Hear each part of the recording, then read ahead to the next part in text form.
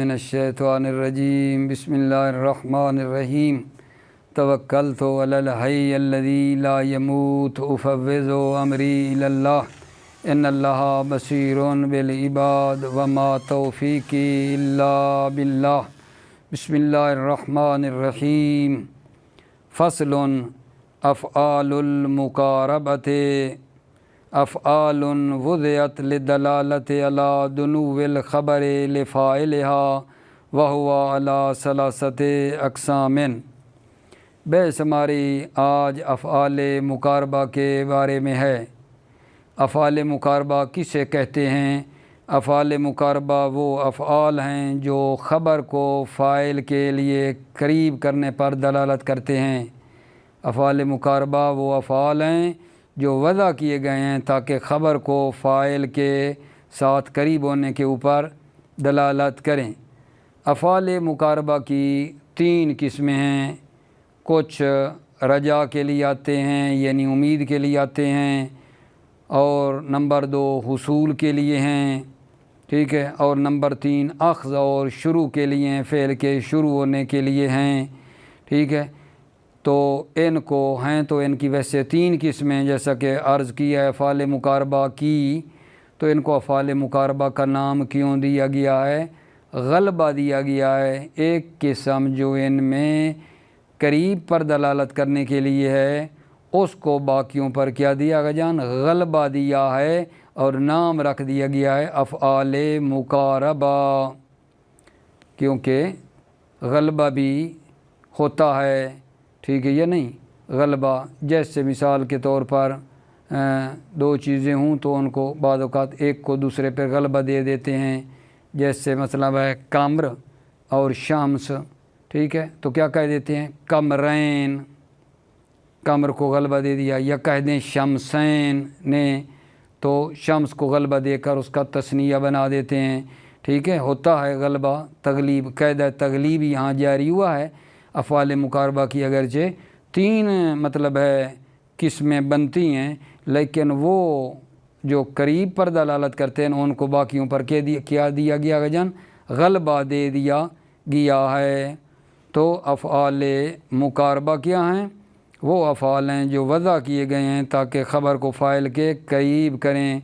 یہ 3 ہیں میرے عزیزو۔ رجا کے لیے ہیں، جو رجا کے لیے ہیں، امید کے لیے وہ عصا ہے، ٹھیک ہے، اور عصا کے بارے میں فرماتے ہیں کہ یہ فعل جامد ہے اور اس کو استعمال نہیں کیا جاتا سوائے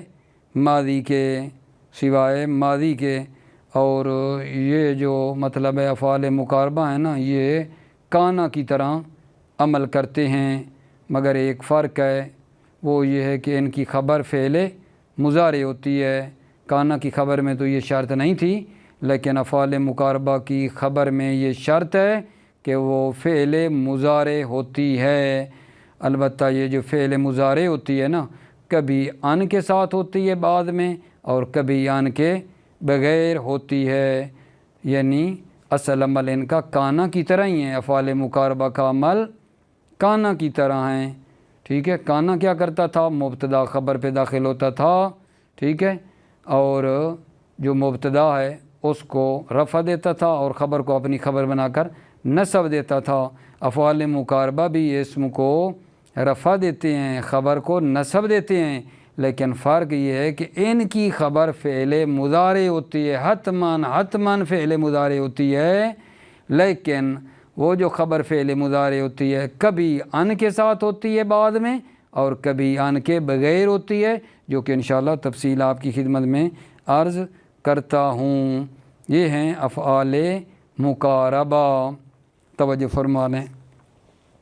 فصل افعال المقاربۃ افعال مقاربہ افعال وضعت للدلالۃ علی دنو الخبر لفاعلها۔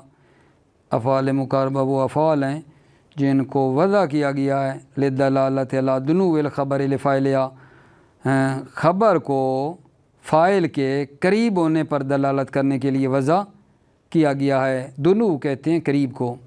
وہوا علی ثلاثۃ اقسام، وہوا یعنی یہ دنو خبر خبر جو فاعل کے قریب ہوتی ہے وہ ہوا علی ثلاثۃ اقسام، اس کی 3 قسمیں ہیں۔ الاولو، پہلی قسم کیا ہے افعال مقاربہ کی آغا جان، ٹھیک ہے، للرجا، رجا کے لیے، امید کے لیے، وہ ہوا عسا، اور وہ عسا ہے، رجا یعنی امید کے لیے اور وہ عسا ہے۔ فعل جامد ولا یستعمل منہ غیر الماضی، عسا فعل جامد ہے، ولا یستعمل منہ غیر الماضی، سوائے ماضی کے اس کو استعمال نہیں کیا جاتا ہے۔ اچھا، یہ فعل جامد سے مراد یہ ہے کہ مثلاً اس سے سارے صیغے مشتق نہیں ہوتے ہیں سوائے مثلاً ماضی کے، ٹھیک ہے، یعنی اس سے تمام چیزیں مشتق نہیں کر سکتے ہیں، مضارع مثلاً ہے، امر ہے، فاعل، مفعول نہیں، سوائے ماضی کے اس سے کوئی چیز مشتق نہیں ہوتی ہے۔ جامد سے مراد یہاں یہ ہے۔ جامد جو مطلب ہے جس سے کوئی چیز بھی مشتق نہیں ہوتی ہے وہ یہاں مراد نہیں ہے۔ یہاں جامد سے مراد یہ ممکن ہے اس سے 2 1 4 صیغے، ٹھیک ہے، ماضی وغیرہ مشتق ہوتے ہوں، باقی اشتقاق نا وہ بھی جامد ہی ہے، یہاں جامد سے مراد ہی ہے۔ عسا فعل جامد، عسا فعل جامد ہے، ولا یستعمل منہ غیر الماضی، اس کو سوائے ماضی کے استعمال نہیں کیا جاتا ہے۔ وہوا فی العمل مثل کانا، وہوا یعنی یہ جو عسا ہے یہ عمل میں کانا کی مثل ہے، کانا کی مثل ہے۔ نحو عسا زید ان یقوما، عسا زید ان یقوما، اب آپ دیکھ لیں عسا جو ہے افعال مقاربہ ہے، زید اس کا اسم ہے، ان یقوما اس کی خبر ہے۔ الا ان خبرہ فعل مضارع مع ان، الا ان خبرہ، مگر یہ کہ عسا کی خبر فعل مضارع ہوتی ہے ان کے ساتھ۔ نحو عسا زید ان یخرج، عسا فعل مقاربہ ہے، زید اس کا اسم ہے، ان یخرج اس کی خبر ان کے ساتھ آئی ہے، قریب ہے کہ زید خارج ہو۔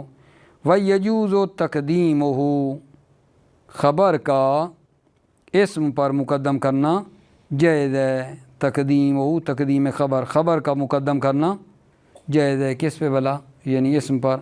نحو عسا ان یخرج زید، عسا افعال مقاربہ، ان یخرج خبر ہے، زید کیا ہے؟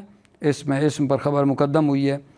وقد یحذف عن، نحو عسا زید یقوم، کبھی کبھی ان کو حذف کیا جاتا ہے، یعنی خبر کے ساتھ ان نہیں آتا۔ نحو عسا زید یقوم، یقوم کے اوپر ان کوئی نہیں آیا ہے، آپ دیکھ رہے ہیں۔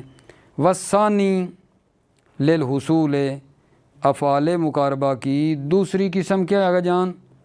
حصول کے لیے آتے ہیں، ٹھیک ہے، وہ ہوا قادہ، اور وہ قادہ ہے۔ وَخَبَرُهُ مُضَارِعٌ دُونَ ان، قادہ کی خبر مضارع ہوتی ہے ان کے بغیر ہوتی ہے۔ نحو قاد زید یقوم، ٹھیک ہے، یعنی یہاں قادہ کس کے لیے آ رہا ہے آگا جان؟ حصول کے لیے آ رہا ہے۔ وقد تدخل ان، اور کبھی کبھی ان داخل ہوتا ہے۔ نحو قاد زید ان یخرج، قاد زید، زید قادہ کا اسم ہے، ان یخرج خبر ہے۔ والثالث للأخذ والشروع فی العمل، تیسری قسم افعال مقاربہ کی یہ ہے کہ فعل جو ہے اس کو شروع اور اخذ اور شروع فعل کے لیے آتے ہیں، یعنی فعل کو شروع کرنے کے لیے آتے ہیں۔ والثالث، تیسری قسم افعال مقاربہ کی، للأخذ والشروع فی الفعل، فعل میں شروع کے لیے اور اخذ کے لیے آتے ہیں، اور وہ کیا آگا جی؟ وَهُوَ اتَّفَقَ وَجَعَلَ وَقَرَبَ وَأَخَذَ، اور وہ اتَّفَقَ، جَعَلَ، قَرَبَ اور اخذ ہے۔ وَإِسْتِعْمَالُهَا مِثْلُ قَادَ، ٹھیک ہے نا، اس کا جو استعمال ہے وہ مثل قادہ کی ہے، اس کا استعمال قادہ کی مثل ہے۔ نحو اتفق زید یکتب، زید تافقہ کا، اس میں یک تو وہ اس کی خبر ہے، ان کے بغیر ہے، کیونکہ تافقہ قادہ کی مثل ہے نا، تو قادہ کی خبر کیا ہوتی ہے؟ ان کے بغیر ہوتی ہے، الی آخر ہی، آخر تک، ٹھیک ہے۔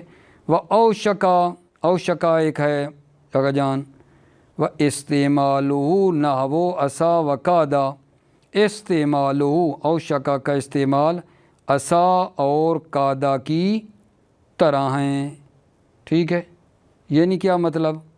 عصا کی جو خبر ہے کبھی ان کے ساتھ آتی ہے، ٹھیک ہے، کبھی جو ہے ان کے بغیر بھی ہوتی ہے، اور قادہ کی جو خبر ہے یہ بھی آپ نے دیکھی ان کے بغیر زیادہ تر آتی ہے، اور ان کے ساتھ بھی جو ہے کبھی آ جاتی ہے۔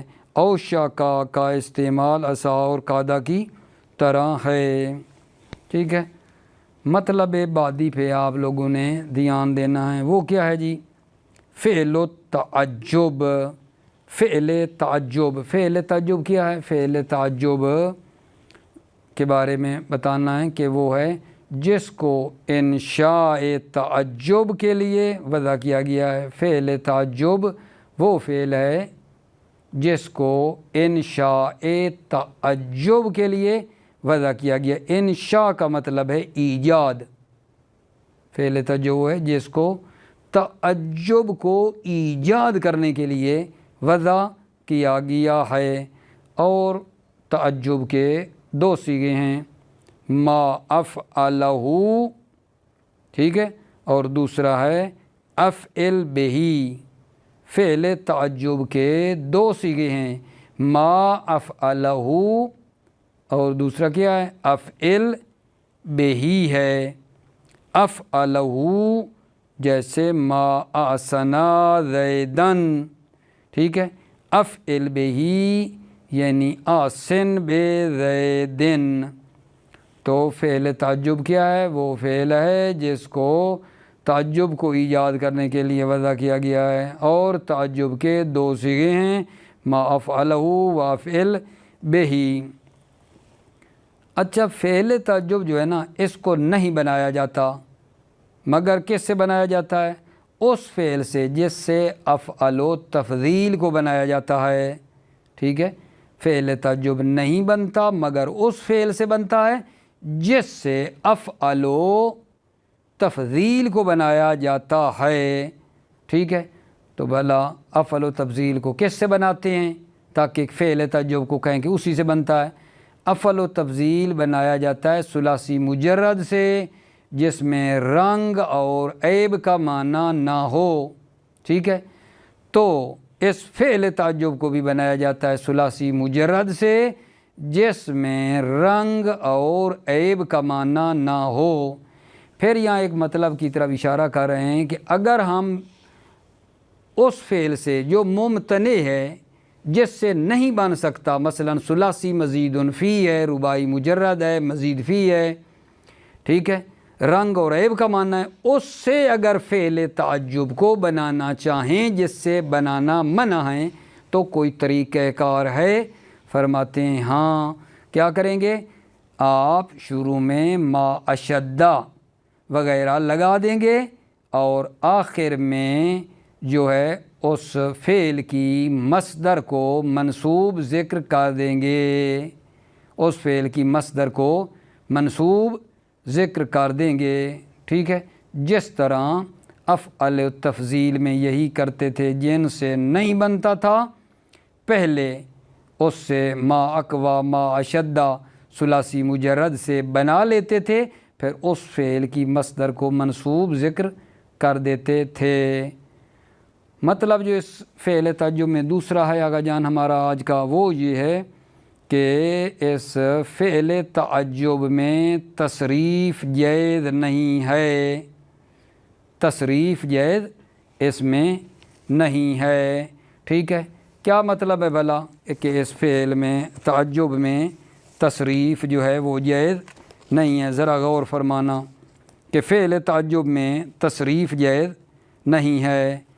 مطلب یہ ہے کہ فعل تعجب جو ہے نا آقا جان، اس کا یہی جو وزن آئے ہیں، یہی دو وزن ہیں دو وزن جو آئے ہیں یہی دو وزن ہیں، اس میں فرق نہیں ہے کہ یہ تعجب مذکر کے لیے ہو، مؤنث کے لیے ہو، مفرد کے لیے ہو، تثنیہ کے لیے ہو، جمع کے لیے ہو، اس میں فرق نہیں ہے۔ یہ جو تعجب کے صیغے ہیں یہی رہیں گے، تعجب کے دو ما افعلہ و افعل بہ جو بیان کیے ہیں یہی رہیں گے، ٹھیک ہے نا۔ اب وہ فرق نہیں ہے کہ جس کے بارے میں ہم تعجب کر رہے ہیں وہ مذکر ہو، مؤنث ہو، تثنیہ ہو، جمع ہو، وہ مطلب اس میں فرق نہیں پڑتا۔ یہ تعجب کے صیغے تعجب والے ہی اسی طرح جو ہیں وزن ان کا اسی طرح یہ رہتے ہیں۔ تصریف کا معنی یہ ہے، جیسے جناب علی آپ کی خدمت میں عرض کروں، مثلا کیا کہیں گے؟ ما احسنا زیدن، ما افعلا ما احسنا، ما احسنا زیدن، زید مذکر ہے، مفرد ہے، آسنا پڑا، مؤنث ہو تو پھر بھی آسنا ہے۔ وما احسنا ہندن، ٹھیک ہے، توجہ، ہند مؤنث تھی پھر بھی آسنا ہے۔ یہ مطلب تصریف کا سمجھنا کہ ان میں تصریف جائز نہیں ہے، یعنی اسی طرح صیغہ باقی رہے گا، مذکر ہو، مؤنث ہو، مفرد، تثنیہ، جمع۔ آگے دیکھو، وما احسن الزیدین، ٹھیک ہے، ادھر زیدین ہے، دو زید کتنے اچھے ہیں، ادھر ما احسن ہے۔ وما احسن الہندین، ہندین مؤنث ہے، تثنیہ، ادھر ما احسن ہی ہے۔ وما احسن الزیدون، زیدون جمع ہے، ادھر ما احسن ہے، میرا آقا جان توجہ فرما رہے ہو۔ وما احسن الہندات، ہندات مؤنث ہے، جمع ہے، ادھر ما احسن ہے۔ یعنی اس صیغے میں کوئی تصریف نہیں ہے، کوئی تبدیلی اس کے اندر نہیں پائی جاتی ہے، ٹھیک ہے یا نہیں۔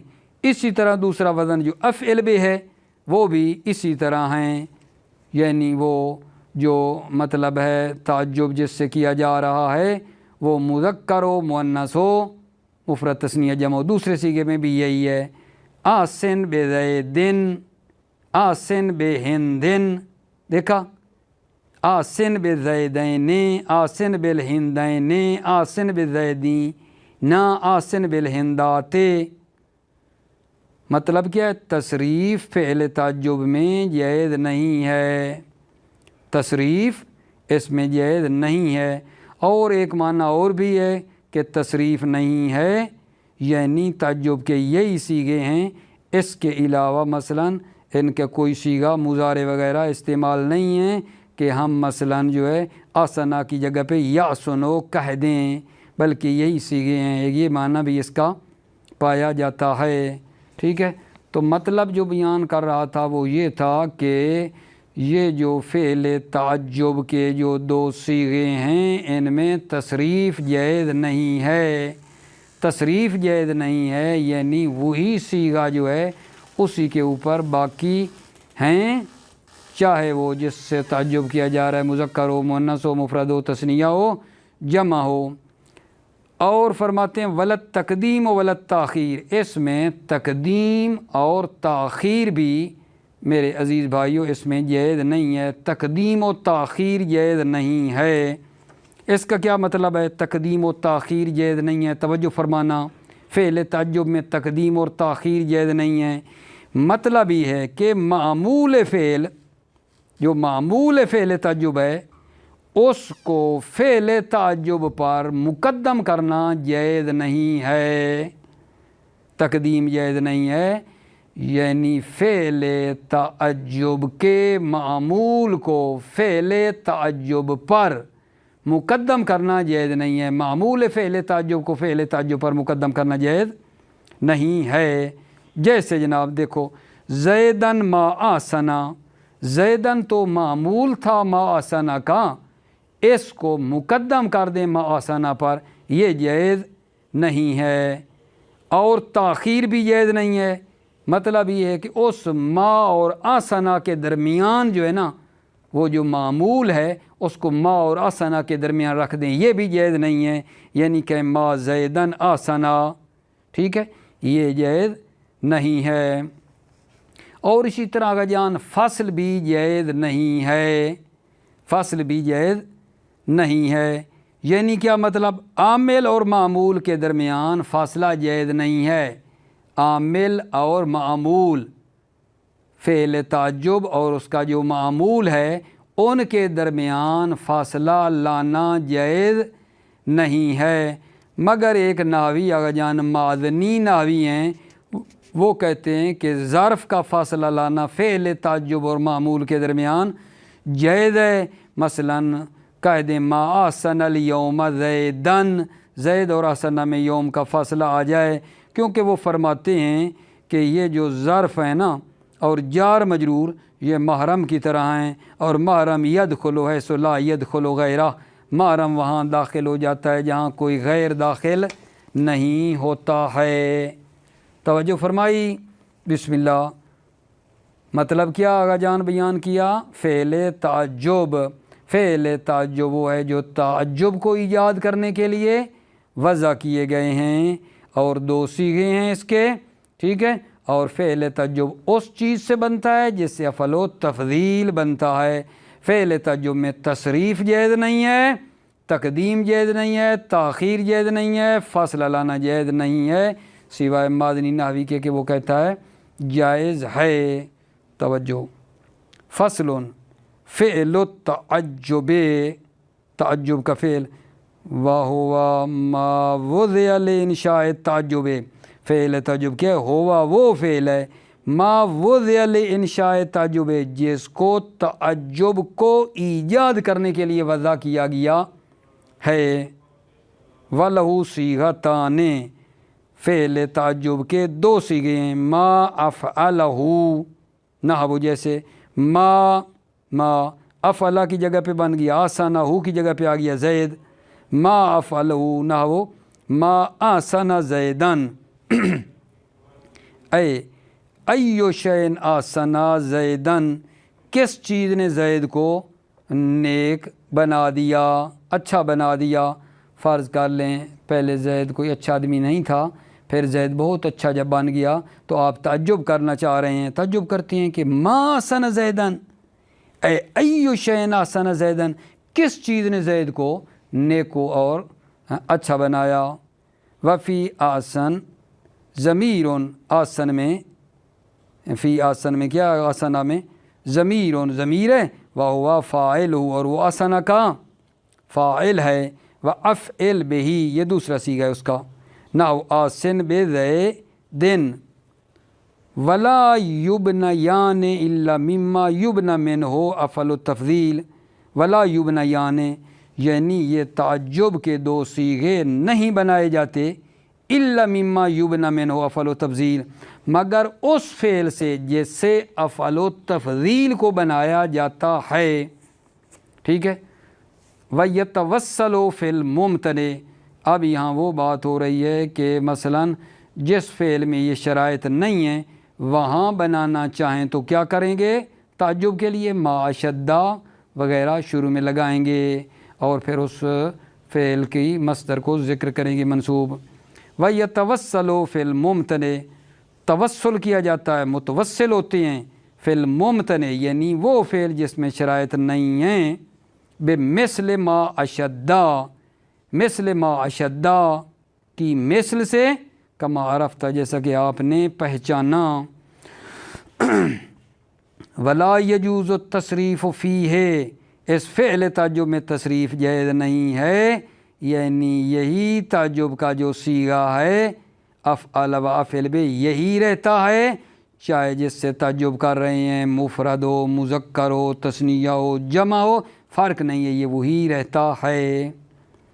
ولا التقدیم ولا التاخیر، اور اس میں تقدیم اور تاخیر جائز نہیں ہے، فعل تعجب میں تقدیم اور تاخیر جائز نہیں ہے۔ کیا مطلب؟ مطلب پہلے خلاصے میں عرض کیا ہے، یعنی فعل تعجب کا معمول فعل تعجب پر مقدم کرنا جائز نہیں ہے۔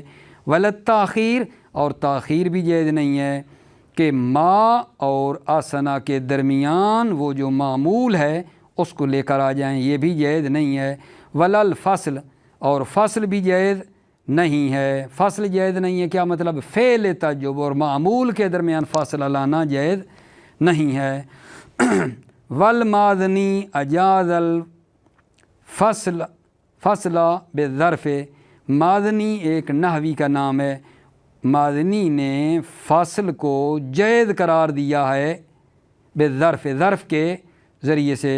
مادنی نحوی کہتا ہے کہ فعل تعجب اور معمول میں ظرف کا فاصلہ ہو سکتا ہے۔ نحو ما آسن الیوم زیدن، آسن اور زید کے درمیان الیوم کا فاصلہ ہے جو کہ ظرف ہے۔ مطلب ہمارا اب آخری جو ہے اور آج جو ہے اس فعل کی بحث ہماری ختم ہو جائے گی الحمدللہ باللطف خدا۔ ٹھیک ہے میرے عزیزو، وہ یہ ہے افعال المدح والذم، یہ فصل ہماری آخری ہے افعال مد اور ذم کے بارے میں۔ افعال مد و ذم کیا ہوتے ہیں؟ افعال مد و ذم وہ ہیں جو مد کرنے کے لیے اور مذمت کرنے کے لیے وضع کیے گئے ہیں۔ افعال مد و ذم عوامل میں بھی آپ نے پڑھا جانتے ہیں یقیناً، 4 ہیں، نعما، بیسا، ساء، حبذا۔ اس میں جو 2 ہیں وہ فعل مد کے لیے ہیں، مد کرنے کے لیے ہیں، حبذا اور نعما، اور 2 جناب نا مذمت کرنے کے لیے، بیسا، سا مذمت کرنے کے لیے آتے ہیں۔ ٹھیک ہے، یہ افعال مد و ذم جو ہیں یہ جو بیان کیے ہیں ان کا آپ نا ایسا کر لیں، حبذا کو نکال دیں، حبذا کو ایک مرتبہ تھوڑی دیر کے لیے رکھ دیں، نعما، بیسا، سا، ان تینوں کا جو فاعل ہے نا 3 قسم کا ہوتا ہے، تینوں کا فاعل 3 قسم کا ہوتا ہے۔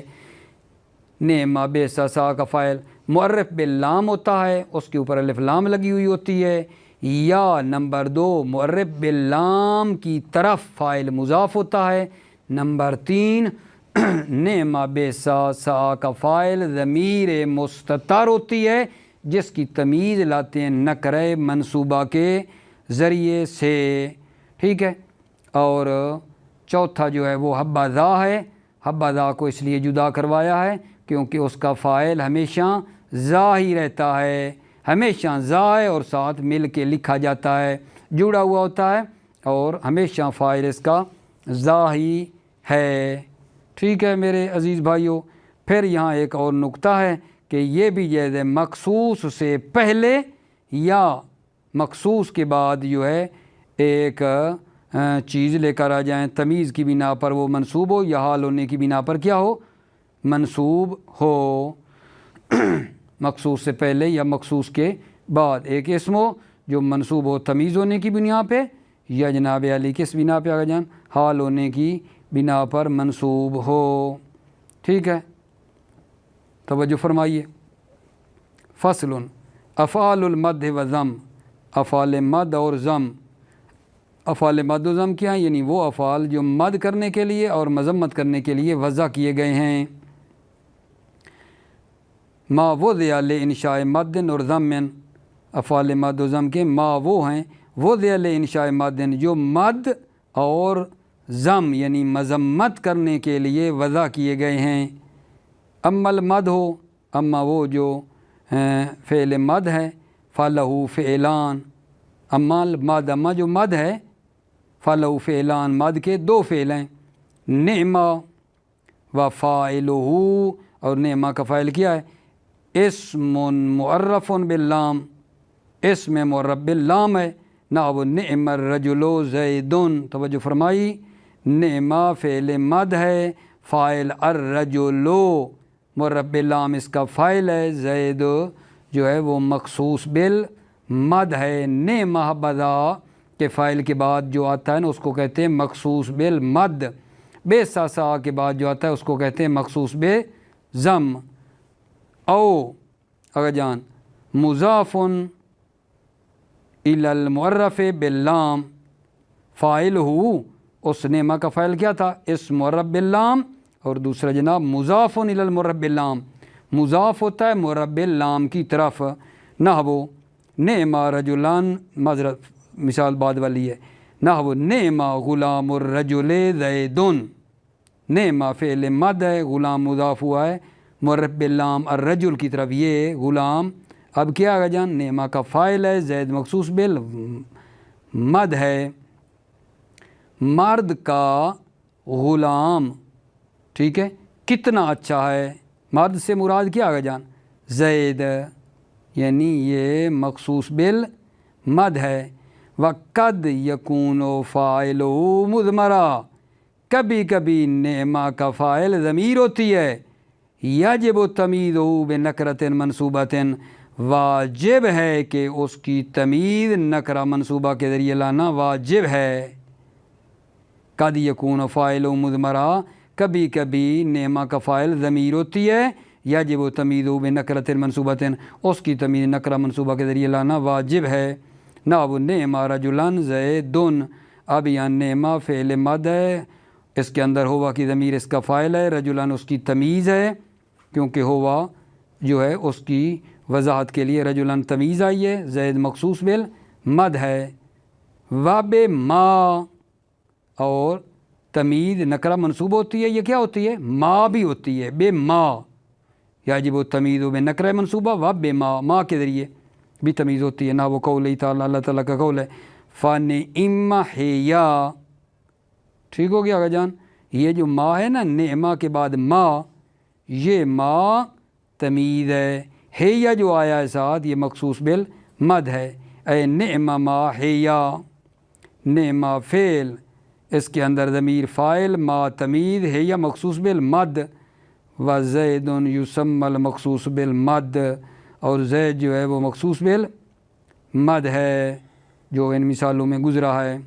ومنہا حبذا، منہا ان افعال مد و ضم میں کیا ہے؟ منہا ایک حبذا ہے، ٹھیک ہے، لیکن اس منہا سے مراد آپ یہ لے لینا، اس پہ لگائیں۔ اما المد فلہ فعلان، اما جو مد ہے فلہ، اس مد کے دو فعل ہیں، ایک نعمہ تھا، ٹھیک ہے، اور دوسرا جو ہے نا وہ منہا حبذا، حبذا ہے۔ نحو حبذا رجلا زید، حبذا فعل، ذا فاعل، رجلا تمیز، زید مخصوص بالمد۔ فحبہ فعل المد، حبہ فعل مد ہے، وفاعلہ ذا، اور اس فاعلہ حبہ کا فاعل ذا ہے۔ والمخصوص زید، زید مخصوص بالمد ہے۔ ورجلا تمیز، رجلا تمیز ہے۔ اس نقطے پہ تھوڑا دھیان دینا۔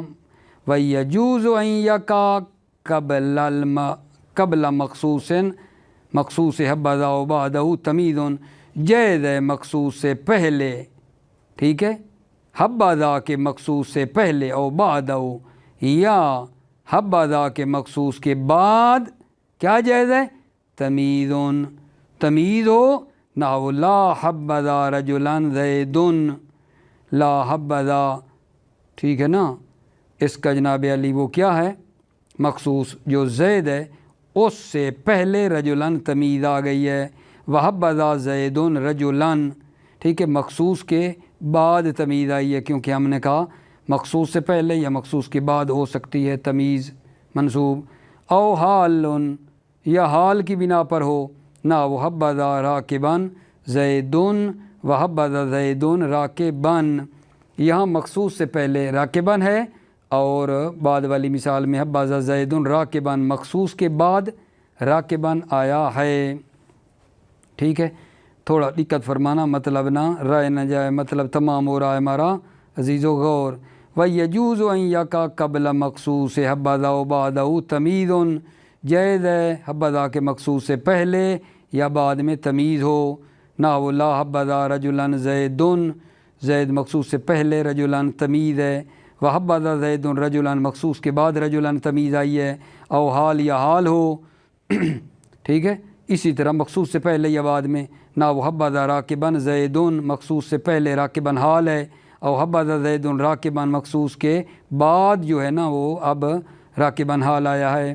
واما الضم، اما جو ضم ہے اس کے بھی دو فعل ہیں، ایک بے سا ہے اور ایک سا ہے۔ اما الضم فلہ فعلان ایضاً، اما ضم جو اس کے بھی دو فعل ہیں، ایضاً اس لیے کہا جس طرح معذرت مد کے دو فعل تھے نا، ضم کے بھی دو فعل ہیں، وہ بیسا اور وہ بیسا، نہ وہ بیسا رجل زیدون، ٹھیک ہے، بیسا فعل، رجل مربع لام فاعل، زید مخصوص بے ضم، و بیسا غلام الرجل زیدون، بیسا فعل، غلام الرجل مربع لام کی طرح مضاف ہے، زید مخصوص بے ضم۔ بیسا رجلاً زیدن، بیسا فعل ضمیر اس کا فاعل، رجلاً تمیز، زید مخصوص بالضم، وسع نحو سع الرجل زیدن، اسی طرح وسع غلام الرجل زیدن، وسع رجلاً زیدن، ٹھیک ہے.